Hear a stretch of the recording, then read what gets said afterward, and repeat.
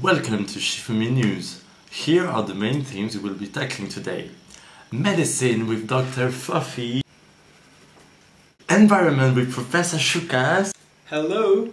And technology with the engineer Faurine. And to finish, we'll meet Dr. Farine, who will tell us some news about sociology. And to begin with, let's have a look at the funniest news of the day.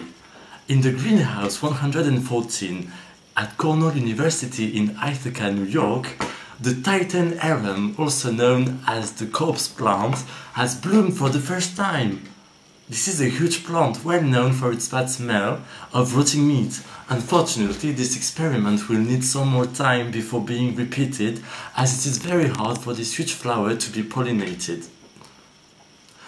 And now, a study from the University of Kent has recently shown that soft food may lead to a mouth with too many teeth. Dr. Fofie is going to tell you more about this study. Children have more and more misaligned teeth, which explains that they have more and more braces.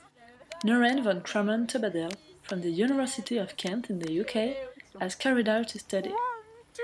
She measured the lower jaws of nearly 300 people and found that those that came from agricultural societies were smaller than hunter-gatherer societies.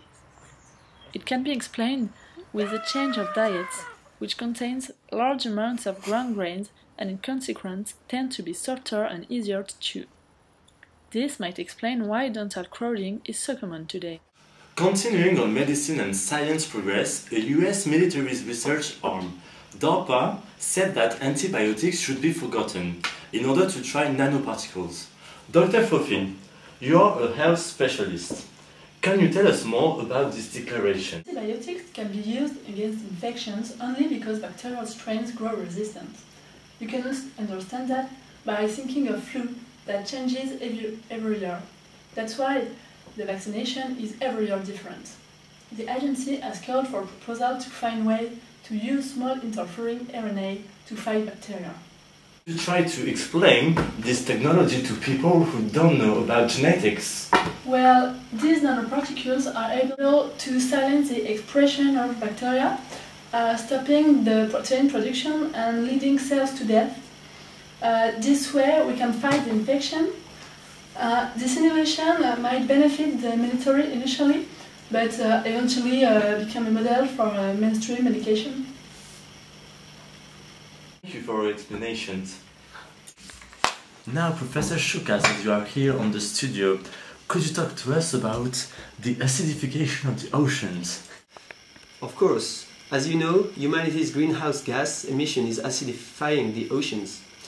As well as warming the planet, carbon dioxide seeps into the ocean and forms carbonic acid.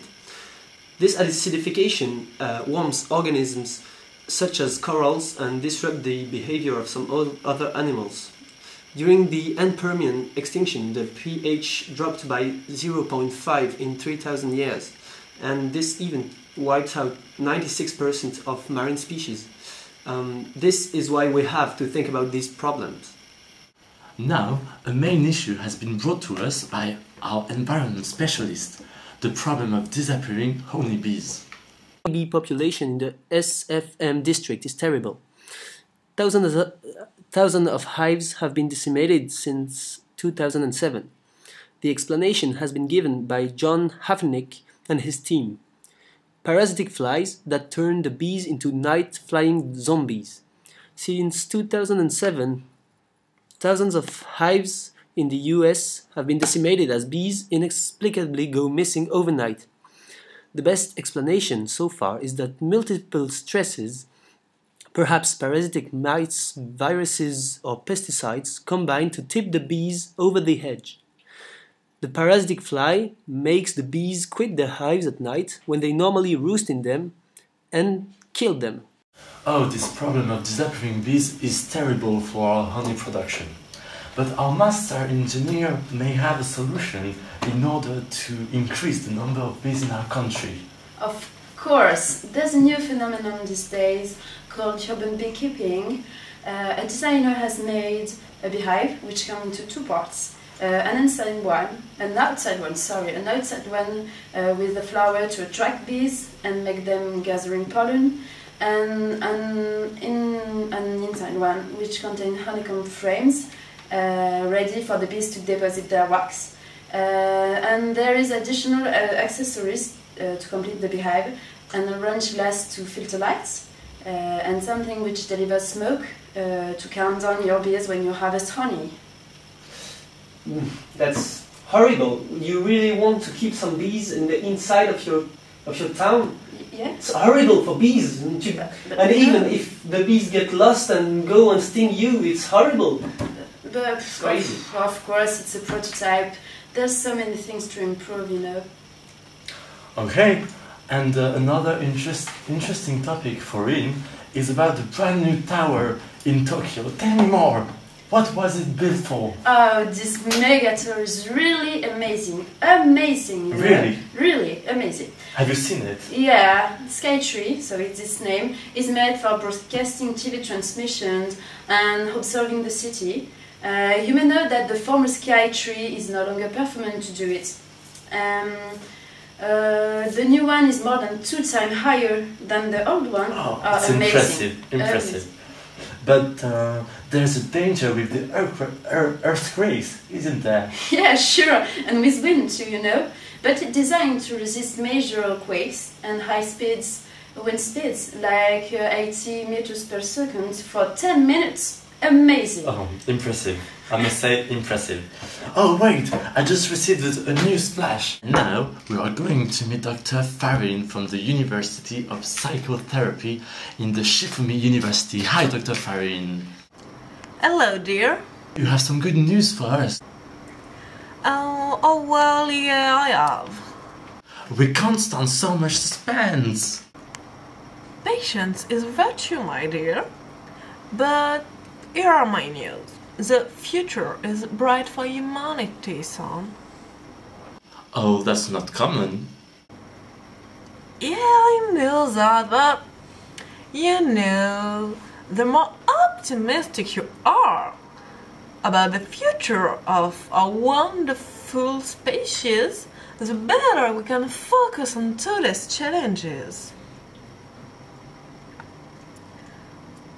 Oh, you can think I'm a fool because of the shortage in oil, the climate change, and all that blah blah blah. But many species have endured for millions of years, maybe billions. Why shouldn't we? We're not on the list of threatened species. That's quite true, but it's really hard to believe, I must say. I was sure you'll be saying that, son, but I'm not the only one who thinks that. Look at the study of the Lumino Foundation in San Francisco. It's true that we have to think on the long term. That's why we have launched the ARC. It's a new publication dedicated to the future. So for you, we can't make our future turn rosy. This is not so easy, dear. We have to focus on the challenges that confront us today, and to make the future worth living in. But what do we have to do? Oh, son, please, look at the surveys. Which one are you thinking of? For example, we learned, like today, that Britain is the fast food capital of the Europe. You know, the old country. Food and fast food, actually, are making people happy. So, they're happy by eating hamburgers and pizza and I don't know what. So, if people are happy, future will be happy. But people, we have to be careful because fast food could be hazardous. So, you have to find the ratio between happiness on the short term and on the long term. you know? Okay, thank you, Dr. Farine, it was really clear. Well, tonight's show is over. I hope you enjoyed it. Thank you for watching SheFooMe News and see you tomorrow.